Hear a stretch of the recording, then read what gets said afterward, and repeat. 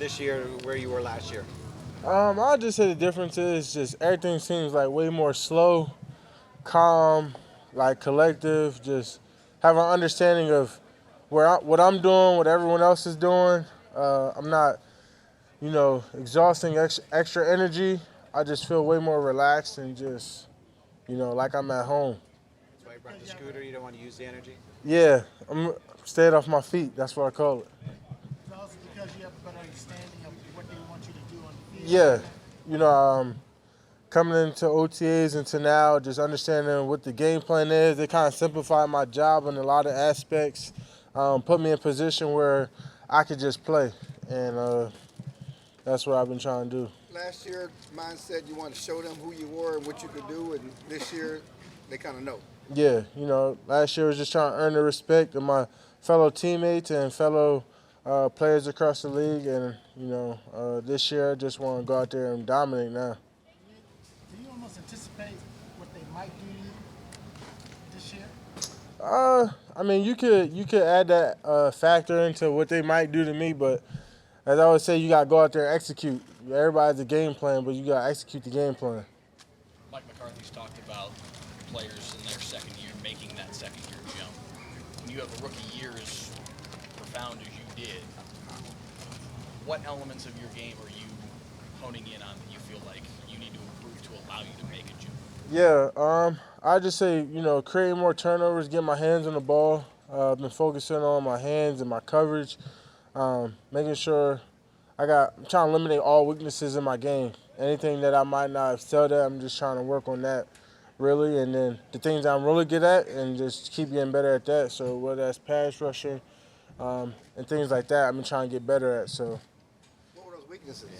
you know, I would just say I wouldn't say I had like a lot of weaknesses, but just not understanding the full concepts of every defense. And I was going through growing pains throughout the year.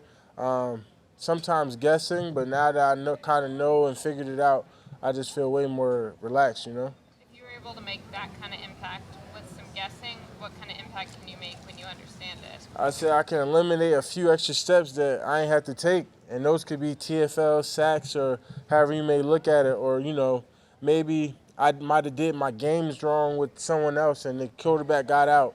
Now we don't allow those type of plays and things like that. So just those improvements, and not being that guy that they have to adjust for, and being that guy that we can adjust other people to make us better. So those type of things help the defense. What stands out about the way that DQ is able to create one-on-ones for you, isolating you as a pass rusher? I don't think he tries to do it for me, but I think he tries to do it for the front. I think he knows he has a good group of guys that, we got D-Law, we got DA, and a whole bunch of other guys, Osa, and that he thinks that if we could get one-on-ones, we can win those matchups, and I like our odds too. Coming off of last year, are you being careful not to put more pressure on you than necessary? I don't believe in pressure. Pressure is non-existent, you kind of have expectations for yourself and what you want to achieve, and that's personal, but I think pressure might be other people's aspects of how they view you. And if that gets you off your game, then, you're probably in the wrong sport. Coach McCarthy said you dropped some pounds coming into this Yeah. year. Why was that important? I just wanted to lose weight just to, play lighter and not be as tired. And I would say I probably didn't do it on purpose as much, just fix my diet up.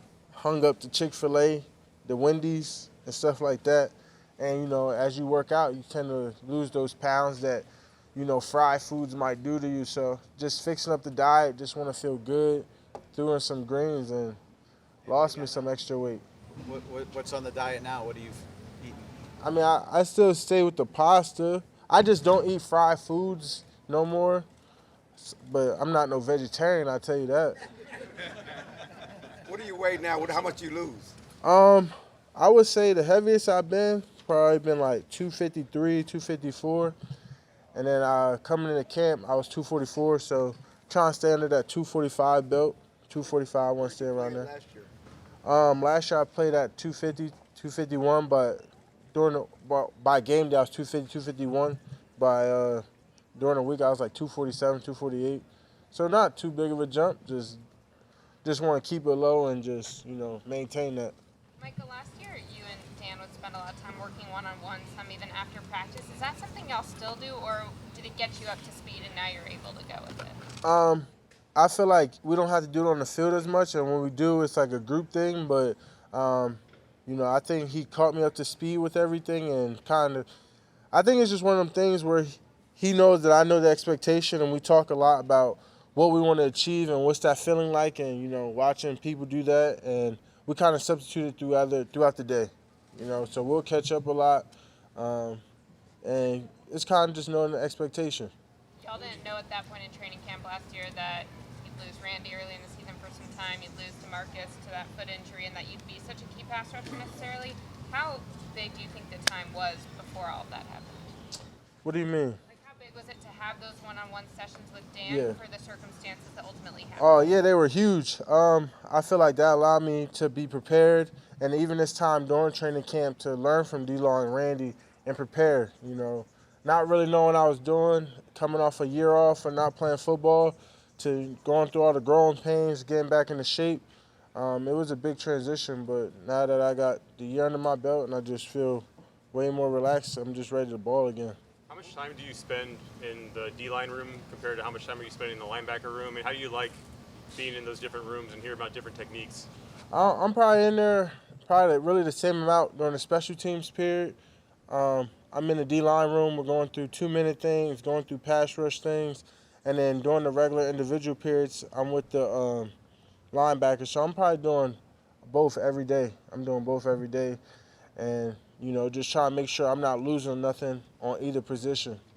What would you say are the positives and maybe some of the negatives of the position split and the fact that you do have to kind of split your mind with those different things? I really don't think there's any negatives to it. I just think there's nothing but the game. It's not like we got a whole new playbook where I got to try to learn these things. I'm just enhancing my knowledge for the game, understanding where do I have to be aligned as a defensive end, where do I have to be aligned as a linebacker. I'm just only making myself better and making my tangibles better. Mike, what do you see in Sam Williams? What do you see in Sam Williams? Man, I see a guy, that just come in here. He's crazy, but I think the guy's going to make a huge impact this year. He's young, ready to go, has a lot of tenacity to him, he's strong, super strong, and I think he's going to make a big impact this year. Crazy Joe here. Go ahead, Joe. Last question. Speaking of young and ready to go, you, CeeDee Lamb, Trayvon Diggs all came in with big impacts as young players. What's the talk amongst you three in terms of knowing now that the organization is asking more of you? How do y'all talk about it amongst yourselves? I don't think it's kind of like a talk. I think it's kind of like, we all got this. I know CD has super high expectations for himself, and when he talks to me, he's telling me how he wants to do such great things. Same with Trey and same with myself. So it's kind of like we all shooting for the stars right now, literally, It's no talks or expectations of each other. It's just, we just want to see each other succeed, and I want to see all of them get to their money, And I think they are both going to have super big seasons, and, it's just me trying to catch up to them at that point.